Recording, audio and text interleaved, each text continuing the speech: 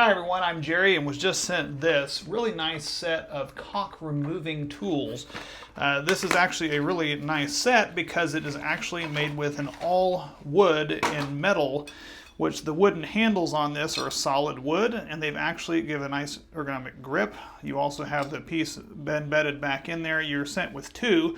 You actually have this piece here, which is a 90-degree removal tool with a kind of a tapered end on it.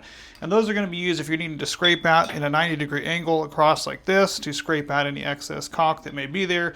And then you also have this piece, which is a nice little picker kind of a tool that comes down to a nice fine point, almost at a little bit of a 90-degree angle there as well. And you can use that to get in and actually dig out any excess that is tucked down in the crack. So these would add a lot of longevity to some tools as opposed to buying, say, one of the plastic sets.